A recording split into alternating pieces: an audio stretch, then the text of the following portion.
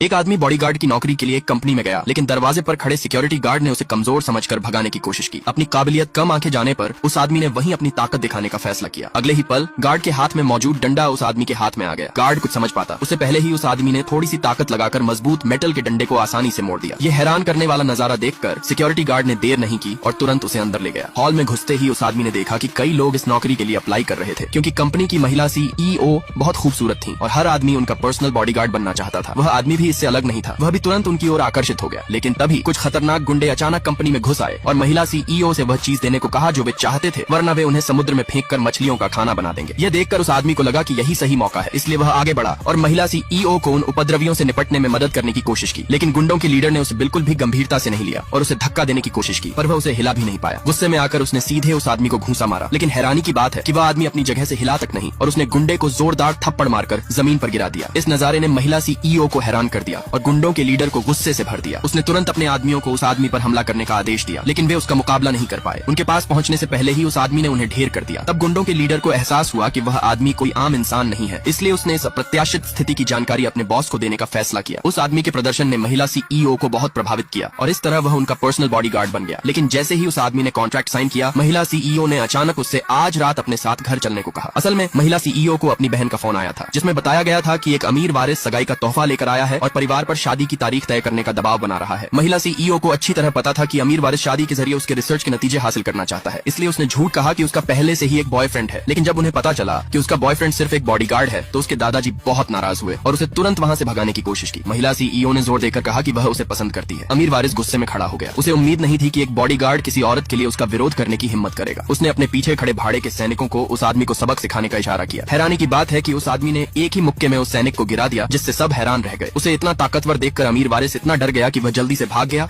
और जाते जाते कड़वी बातें भी कह गया। हालांकि उसी पल उसके दादाजी को अचानक हार्ट अटैक आ गया। उनकी सांसें कमजोर हो गईं और ऐसा लगा कि वे किसी भी समय मर सकते हैं। बहनें रोने लगीं और फिर उन्हें एम्बुलेंस बुलाने का ख्याल आया। लेकिन उस आदमी ने कहा कि वे एम्बुलेंस के आने तक इंतजार नहीं कर सकते और अब सिर्फ वही उनके दादाजी की जान बचा सकता है। उसकी बहन ने उसका मजाक उड़ाते हुए कहा कि वह तो सिर्फ एक बॉडीगार्ड है। महिला CEO ने भी कहा कि किसी की जान बचाना इतना आसान नहीं है, लेकिन उस आदमी ने कहा कि वे और इंतजार नहीं कर सकते और जरा सी भी देरी का मतलब मौत हो सकती है। महिला CEO थोड़ी हिचकिचाई, लेकिन आखिरकार मान गई। फिर उसने चांदी की सुइयां निकाली और उन्हें दादाजी के शरीर में चुभो दिया और अगले ही पल दादाजी होश में आ गए। ये नजारा देखकर बहनें आखिरकार निश्चिंत हो गईं। फिर महिला CEO को एक फोन कॉल आया, जिसमें बताया गया कि कंपनी में कोई समस्या हो गई है। पता चला कि अमीर वारिस ने हार नहीं मानी थी, वह एक ताकतवर योद्धा को साथ लाया था। लेकिन जब उसने उस आदमी का चेहरा देखा तो वह हैरान रह गया।